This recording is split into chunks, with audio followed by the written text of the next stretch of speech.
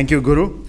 Next up, we have a panel that will provide a market or customer perspective on the adoption of SDN. How do we take, as Guru was saying, SDN from an early adopter stage to something that is widely, broadly deployed?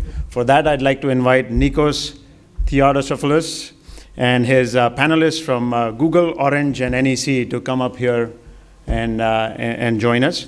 Nikos is founder of NT Advisors LLC, and prior to that, he was Senior Equity Research Analyst at UBS. Please come on stage.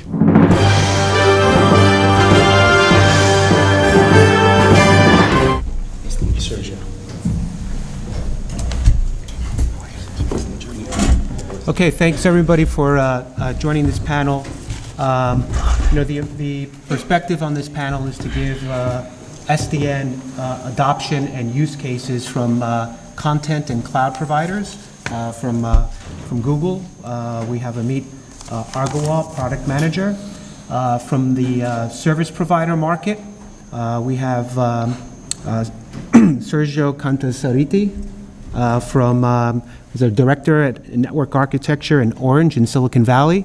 And then from an enterprise perspective, Samrat Ganguly, Chief Network Architect, NEC America. So basically, we want to give a perspective, for those that didn't hear me initially, on use cases, initial applications, what's driving SDN in the content cloud provider, the service provider, and enterprise market. So with that, let's start off with the first question.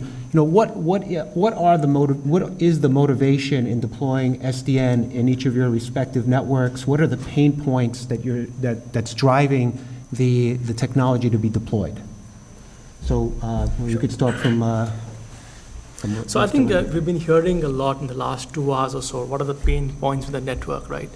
And from Google's perspective, if you basically see, we have a pretty steep growth in number of users, right? You look at devices, pretty much most of your devices that you use 24/7.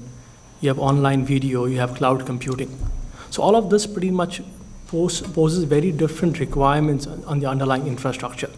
Requirements of more agility, a lot more network bandwidth, and definitely lower cost, especially for a company like Google, right? All our services are basically free. So we want to make sure we can reach our users, provide them really high definition videos, et cetera, and not be constrained by the underlying costs. But if you look at what's happening in the underlying infrastructure, nothing really has changed in the last decade or more, right? It's very hard to manage, very, very hard to scale, very hard to operate. And if you look at economies of scale, they're terrible. Right? I mean, if you take a really big network and try to figure out what it costs, it's really, really high. And the demand basically, and the increase in demand and the decrease in cost not catching up. So basically, SDN allows you to take all the stuff that has happened in software in the last 10, 20 years and apply that to networking, whether it be better management, better orchestration, better utilization, all those benefits you can actually get. And that was the reason basically why Google stepped into using the SDN solution. Okay. Very good. Samrat, maybe you can give an enterprise perspective. Yeah, so within NEC, we have been working with the enterprises as well as service provider. So just over the last 2 years, working with different type of mid to large enterprises as well as service providers. We see the motivations are a bit disparate, but there is certain commonality. The commonality what we see is essentially like Amit was saying, the automation and the provisioning. And the important part which is driving is the interaction with the rest of the system.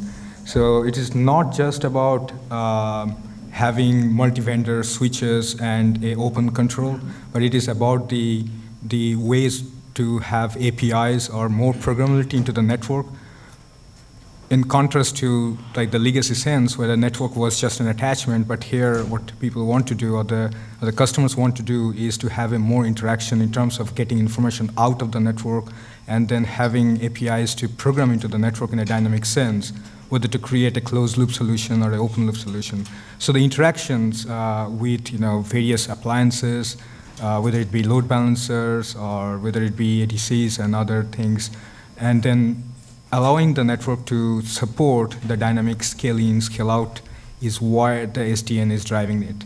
And in the enterprise side, we also see that orchestrations like OpenStacks and other orchestration tools, like which coming from the open source, are also a key driver for bringing the SDN, because it provides the level of automation from the network side, which is needed to match up with the other infrastructure automation. Sergio? Yes. So for me, I think it would be important to just understand the genesis, how we start to look at SDN.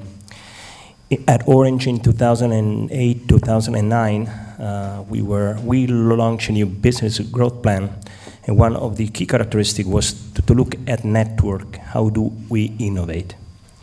So we basically, Orange Silicon Valley here, we are chartered to understand the innovation coming from the Valley. We look at Stanford Clean Slate initiative and the Open Flow protocol. That's how we all started.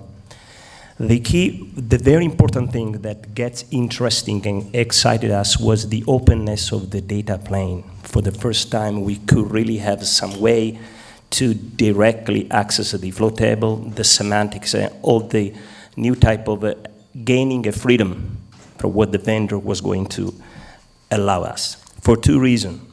In telco, you have two main reasons. One, you have the CapEx and OpEx reduction. And the other one is how do you create new revenue-bearing services? Today, the old network, we have been a problem in the wholesale. The money is going down. We had a problem in the enterprise. We are not going to really go more than the classic legacy IVPN. So we said, how can we create a new revenue networking services? That was more interesting than how do I reduce cost. And the reason is because OpEx is the biggest factor. CapEx is usually about 10-15% of our revenue, but OpEx is a lot. And I'm not so sure SDN has solved that problem. For how do I easily program my network is still an open question. So I wanted to understand the very important for telco, new revenue. How do I think about network as a service is the truly motivation for SDN. So a lot of different answers here is network agility, reduction in OpEx, new services across the panel here. Anybody want to elaborate on anything we talked about? And maybe if we can give maybe a simple example that an initial deployment where service agility or cost or the ability to offer new service was done more quickly, and how it was compared to before SDN was available. Anybody have an example that they can give? I can take that. So I don't think we can have an example of SDN today, but I wanted to mention about something that came after. There is adjacent and related is network function virtualization. There we are starting to have cases where we are looking at CDN service engine routers. We look at load balancing. We look at the mobile network core EPC as a possible way to virtualize your networking hardware and putting software there. We are already looking here. We can gain some efficiency by definition of virtualization.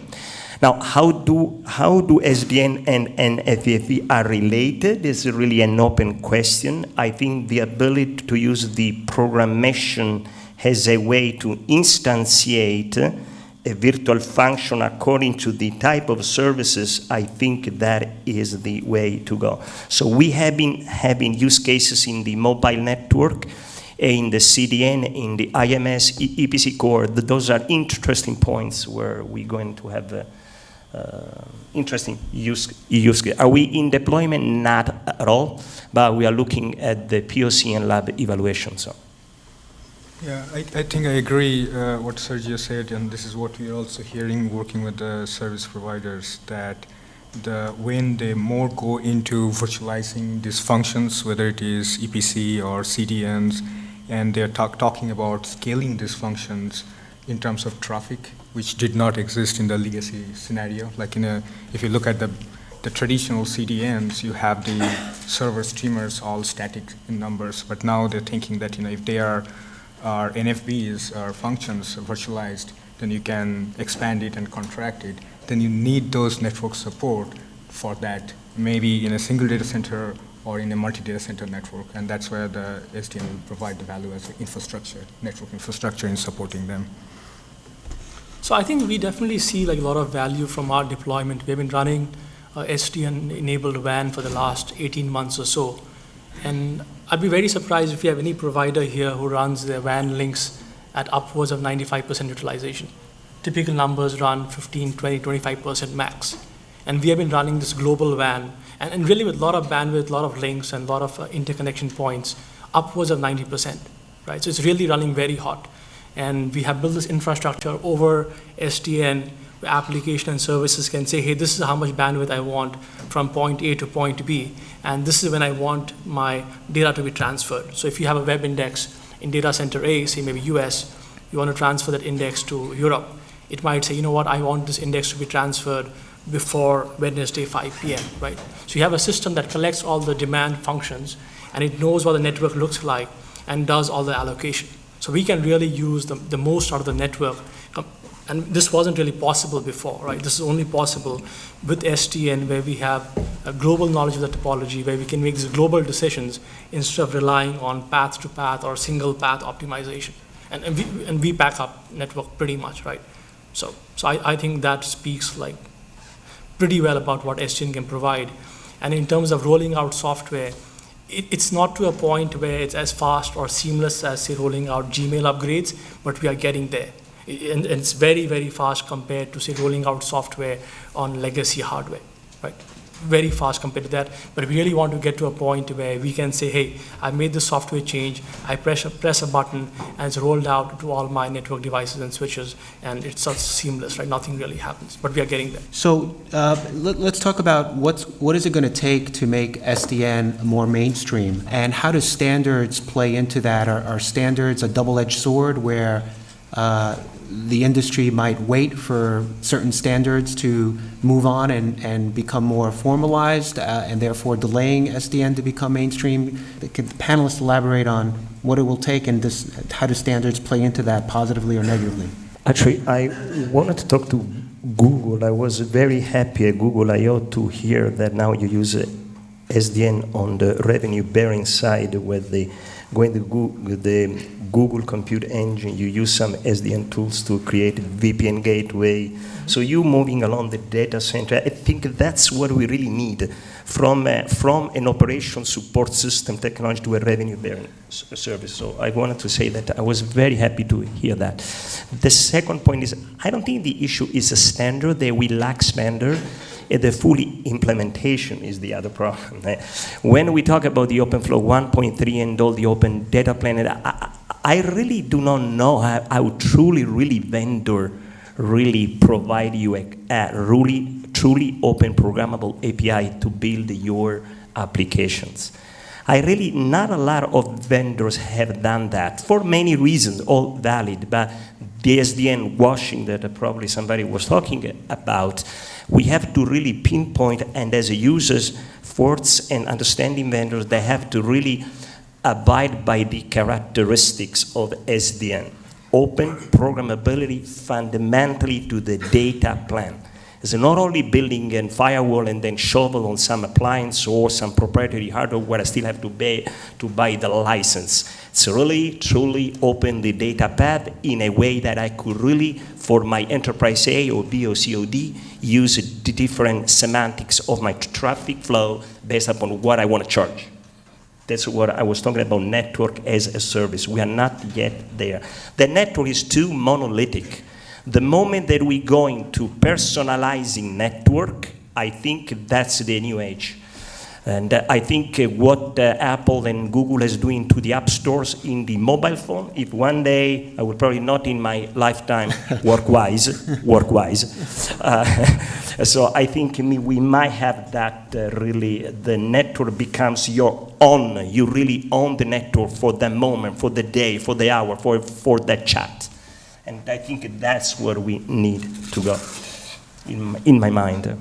Getting into the mainstream, from a standard aspect, we see that the Wander 3 would bring more value in terms of scalabilities like the MAC masking and others.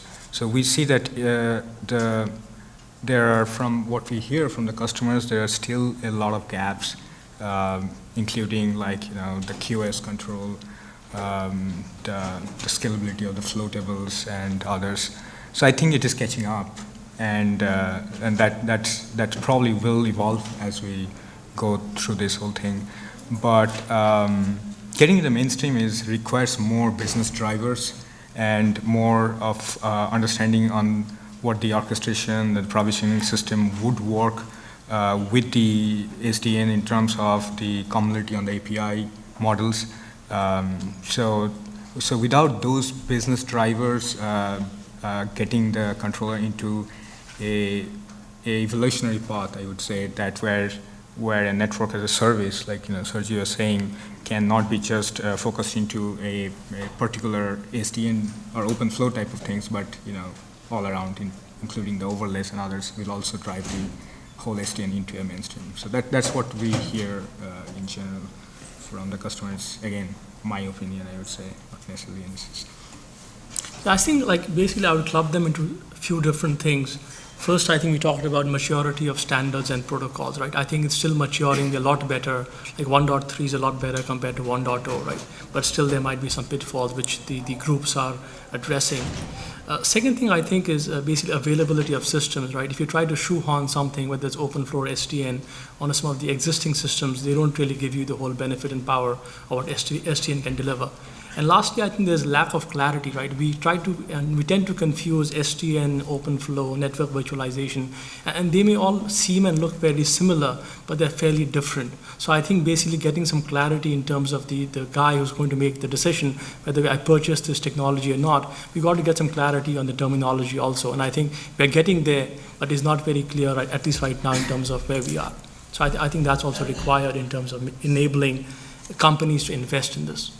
Okay, well, with that, our time is up, and I want to thank Amit, Samrat, Sergio for the panel, and Ty for letting me moderate this panel. Thank you.